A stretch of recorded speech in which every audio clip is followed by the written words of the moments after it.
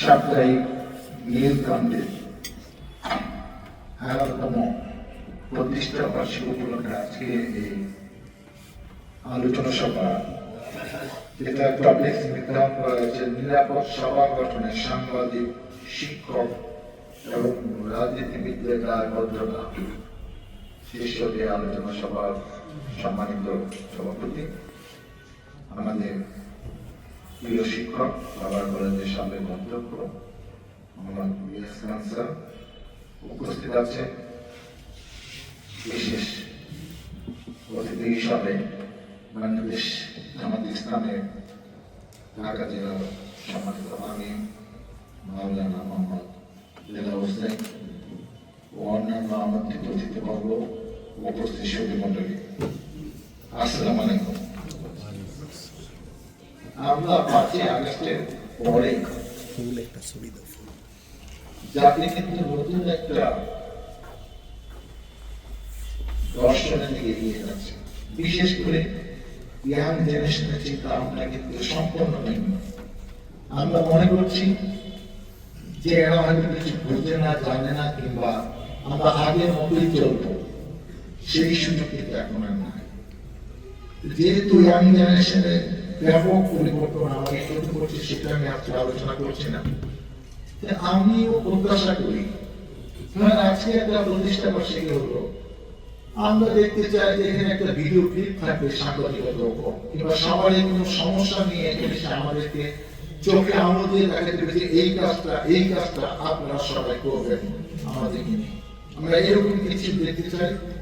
ওমর ফারুক একজন ট্যালেন্টেড সাংবাদিক মনে করি, তার মেধা প্রজ্ঞা ভালো, তার সাথে সবারই ব্যক্তিগত সম্পর্ক অনেক ভালো। তার অনুষ্ঠানে কেন যে সবাই আসে সেটা আমি এখনো গবেষণা করে জানতে পারি না। অন্য সাংবাদিক থেকে তার ধ্যান ধারণা অনেক পরিবর্তন, সেটা তার কাজকর্ম আমি দেখতে চাই, তার দৃষ্টিভঙ্গির মধ্যে, তার কর্মক্ষেত্রে, তার বলার ভঙ্গিতে, সবকিছুর মধ্যে আমি সেই পরিবর্তনটা দেখতে চাই। একটা প্রধান বক্তা আমি ঢাকা থেকে একজন সিনিয়র সাংবাদিক আনবো, তার কাছ থেকে সাংবাদিকতা কি ওমর ফারুক অন্যান্য সাংবাদিকতা শিখবে। আমরা যারা সাংবাদিকতা সবাই দেখি, আসলে কি এটাই ঠিক না এর চেয়ে ভালো কিছু করা আমাদের সুযোগ আছে? আমি শিখবো কার কাছ থেকে? আমি তো সাংবাদিক না, আমি এটা বলি তোমার ভাই আপনি রাজনীতিটা ভালো করে করেন, সাংবাদিকতা কি এটা আপনি বলার দরকার নেই। কিন্তু যে এটা ডাক দিয়ে বলতে হবে এইটা এইটা এইটা, সেরকম লোক সবার থেকে এনে তার কার্যক্রমটা থাকবে, আমরাও শুনবো, আমরাও তো জানতে চাই, শিখতে চাই সাংবাদিকতা কিভাবে এগিয়ে নেওয়া যায়, কিভাবে আমরা একটি ঢাকার কাছে উপশহরে আমরা এই কাজগুলো করতে পারি। এরকম কিছু বলে আমাদের কাজে লাগবে, আমাদের দৃষ্টিভঙ্গিও পরিবর্তন হওয়া দরকার। আর একটা জিনিস কি, এই যে আমরা যে গতানুগতিক অনুষ্ঠান করি, আমরা টাইম দেবো 4টায়, অনুষ্ঠান শুরু হবে 5টায়, এইগুলা বদল করতে হবে। মোটামুটি কয়েকজন গেস্ট আসলে আলোচনা শুরু হয়ে যাবে। আপনি কেন অপেক্ষা করেন? মানুষকে কেন 1-2 ঘন্টার জন্য একটা প্রোগ্রামে আমরা সময় দেবো? এই যুগে এসে এটা হতে পারে না, সবাই ব্যস্ত, যে কোনো কাজে একটা জায়গায় 2 ঘন্টা একটা সময় দেওয়ার দরকার নেই। আর একটা হলো যে আমরা আমাদের টার্গেট থাকবে, আমি 5-10 মিনিট দেরি করে অনুষ্ঠান শুরু করি এবং অনুষ্ঠান 1 ঘন্টা শেষ হয়ে যায়। হয় কি, মানুষের একটা সেশন লেভেল আছে, আমি 1.5 ঘন্টা বক্তব্য শোনার জন্য মানসিকভাবে প্রস্তুত না। এবং আমি মনে করি যে যারা আছে সবাই একটু একটু বললো, চিফ গেস্ট 5-7 মিনিট বললো, 10 মিনিট, আমরা 1 ঘন্টার মধ্যে অনুষ্ঠানটা শেষ করতে পারলে এটা দেখতেও কিন্তু ভালো লাগে। আর একটা হলো যে এই ধরনের অনুষ্ঠান, সাংবাদিক অনুষ্ঠান, এখানে চিফ গেস্ট দেখার দরকার নেই। আমার একটা মনে আছে 97-এ ঘটনা, জাফর সাহেব এই গণস্বাস্থ্যে সেক্টর কমান্ডার তিনি একটা অনুষ্ঠান, সে তার অডিটোরিয়াম, সেখানে আমাকে ডেকেছে, আমি গিয়ে দেখলাম কোথাও কারণ নাম, হ্যাঁ, উনি খালি সভাপতি, নাম আছে, চিফ গেস্ট নাই। তো ঠিক আছে, নিয়ে ডেকেছে, আপনার সাথে ভালো সম্পর্ক ছিল, আমি বসে আছি, একে একে সে 5-7 জন সেক্টর কমান্ডার বক্তব্য দিয়ে সবার পরে, আমি তখন এমপি সবার পরে আমাকে আমি পরে মনে করলাম যে এরা তো অন্য ঘটনার মানুষ, সেখানে চিফ গেস্ট করলে অনেকে আসতে আপত্তিও করতে পারত, যাব না, সেদিন তো করেনি, কিন্তু না করে ইনডাইরেক্টলি সে আমাকে চিফ গেস্ট করলো, কিন্তু এমন টেকনিক্যালি করলো এটা নিয়ে তো মাইন্ড করার সুযোগটা কিন্তু নাই। এই ধরনের কালচারগুলো আমাদের সাংবাদিক অনুষ্ঠানে চিফ গেস্ট ঘরে ঘরে দেখতে হবে, এটা কিন্তু দরকার নেই। যেমন আমি নিজে চিন্তা করেছি, অনেক অনুষ্ঠানে গিয়ে দেখি, আমি গোপনে খবর নেই যে প্রায় কত টাকা ফুল কিনছে, 10,000, 15,000, 20,000, কেমনি টাকা পাওয়া যায়। আমাকে ফুল দিয়ে আমার সম্মান বেড়ে গেল, আমার সম্মান এইখানে আকাশে চলে গেল আমার সম্মান।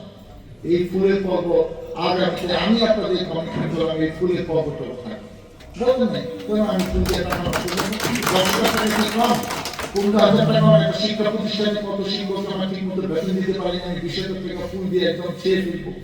এইসব জিনিস আমাদের বর্জন করতে হবে। অতীতে 17 বছর দিয়েছি, স্কুলের টাকা দিয়ে 1 লক্ষ 2 লক্ষ টাকা দিয়ে গিফট দেওয়া হচ্ছে। এমপি সাহেবের সাথে কারাগার আসলো এবং তাদের খাবারের পিছিয়ে 1 লক্ষ টাকা ব্যয় হচ্ছে। কেন? স্কুলের টাকা তো ছাত্রছাত্রীদের বেতনের টাকা দিয়ে স্কুলে ইনকাম, এই টাকা খরচ করে স্কুলছে তোমার নেওয়া দরকার। তারপর তুমি ঘোষণা করে আসলে যে আমি 5 লাখ টাকা দেবো, সেই টাকা 1 টাকাও স্কুলের ফান্ডে জমা হবে। এটা কি ধরনের কাজ? এইগুলো আমাদেরকে বর্জন করতে হবে। আমরা এইসব দেখতে চাই না। আজকে 1400-1500 ছাত্র শ্রমিক জনতা জীবন দিয়ে এই গণতন্ত্রকে ফিরিয়ে এনেছে, এই বাক স্বাধীনতা আমরা ফিরে পেয়েছি। আজকে 24,000-25,000 আহত হয়েছে, পঙ্গু হয়েছে, অসুস্থ আছে, এখনো স্বাভাবিক আচরণ যেতে পারে না, এদের আত্মত্যাগ দিতে যেতে পারে। আমরা সেই জিনিসগুলোর দিকে যদি আমরা সরে না আসতে পারি, তাহলে আমাদের এই বক্তৃতা বাংলাদেশ এখন দরকার নেই। এখন আমাদের চাই কাজের বাংলাদেশ, সেটা আমরা করতে চাই। আজকে দেখেন, আমি বেশি না বলে নিরাপদ সভা গঠনের সাংবাদিক, আমি সাংবাদিকদের ছোট্ট করে একটাই উপদেশ দেব, আপনারা আপনাদের পেশার ব্যাপারে আন্তরিক থাকবেন। আপনারা কারো আজ্ঞা ভঙ্গ দরকার নেই। আপনারা যে দল ক্ষমতা আসবে সেই ব্যক্তি দলের আজ্ঞা ভঙ্গকে পূর্ণ করবেন। আপনি আপনার পেশা নিয়ে আর নিয়েও জানা নিজটা বন্ধ করেন। কিছু মানুষকে চিহ্নি করার জন্য আপনি একটা রিপোর্ট দিয়ে দিবেন ফেসবুকে, পত্রিকায়, এটা দরকার নেই। এগুলা করে আপনি কোথাও সুনাম অর্জন করতে পারবেন না, আপনার নিজের কেরিয়ার আপনি জীবিকা করতে পারবেন। একই কথা আমি শিক্ষকদের অতীতে হয়েছে, আমরা যারা রাজনীতি করি কিংবা কোনো শিক্ষক কোনো প্রতিষ্ঠান করে অতি উৎসাহী হয়ে এমপি সাহেবের কাছে যাওয়ার চেষ্টা করেছে, মানে এমপি সাহেব একান্ত অনুগত লোক, একান্ত পকেটের লোক হয়ে গেছে। আপনি এই কাজটা করলে তো আপনার মর্যাদা ঠিক মতো থাকবে না, শিক্ষকও আপনাকে সম্মান দিবেন না, ছাত্রছাত্রী মনে করবে যে আপনার সম্মান পাওয়া যেত। এই চর্চাটা বিরোধী অনেক হয়েছে। আপনি আপনার পেশা ব্যাপারে কিভাবে আপনি ওই প্রতিষ্ঠানের শিক্ষার মান বাড়াবেন, শিক্ষার দিকে মানুষ দেয়। রাজনীতিবিদ কি করলো না করলো, কোথায় গেল, তার সাথে দেখা করতে হবে, ফোন করতে হবে, এই চর্চা পাবে। এখন আপনার যার যার সেক্টরে কাজ করতে হবে, নিজে যার যার জগতে একান্ত ভাবে কাজ করে। আর আমাদের রাজনীতিবিদদের দায়িত্ব হলো যে যেটা মানুষ পছন্দ করছে না, যেটা জন্য দলের নিজের ভাবমূর্তি নষ্ট হয়, এরকম কাজ করার দিকে বিরত থাকতে হবে। আমাদের একটা গতানুগত অভ্যাস হলো, ওই যে সচিবালয়ের চার টেবিলে যত বড় পায় সে তত বড় আমরা। আমি একবার তার বিএসপি যে সমস্যা আপনার সাইক্লোন কেউ আসে না, এই ফাইলের ব্যাপারে কারো কোনো আগ্রহ নেই, মানে আগ্রহ মানে সে যোগাযোগ করলে তৈরি করবে কি টাকা দেবে, সব ফাইলটা পায় না। যার টেবিলে ফাইল নেয় সে একটা ক্ষুদ্র আমরা, যার টেবিলে 20টা ফাইল জমা আছে সে বড়।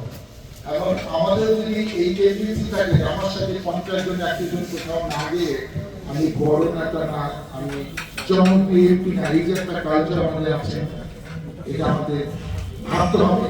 এই কালচার ইয়াং জেনারেশন দেখতে চায় না, যারা ভবিষ্যতে দেশকে নেতৃত্ব দেবে। আমরা যেন 5ই আগস্টে 36 দিনের আন্দোলনে কি হয়েছে এই শিক্ষা পড়ে না যায়। আর সুন্দর কথা বলার দরকার নেই, সুন্দর কাজ করে আমরা দেখিয়ে দিতে চাই যে আমাদের বন্ধুরা রয়েছে, আমাদের বয়স হয়েছে, আমরা বুঝি মানুষের প্রত্যাশা কি, আমরা এখন জানি ইয়াং জেনারেশন আমাদের কিভাবে দেখতে চাই, সেটাকে আমরা ফলো করার চেষ্টা করি। তা না হলে আমরা ভোটে পাস করলাম কি করলাম না, কিন্তু ভালো নেতা হতে পারবো না, জনপ্রিয় মানুষ হতে পারবো না, মানুষ আমাদেরকে পছন্দ করবে না। ওই একই পরিণতি আমাদেরকে বরণ করতে হতে পারে। আসলে আমরা দেশকে নিয়ে ভাবি, আগামী বাংলাদেশ কেমন হবে এটা প্রতিনিয়ত ভাবি, এবং ইয়াং জেনারেশনের চাহিদা অনুযায়ী, প্রত্যাশা অনুযায়ী, তাদের এক্সপেকটেশন অনুযায়ী জন্য আমরা সবাই চলার চেষ্টা করি। এটাই হোক আমাদের আজকের দিনের সফল। সবাইকে অনেক অনেক ধন্যবাদ। আল্লাহ হাফেজ।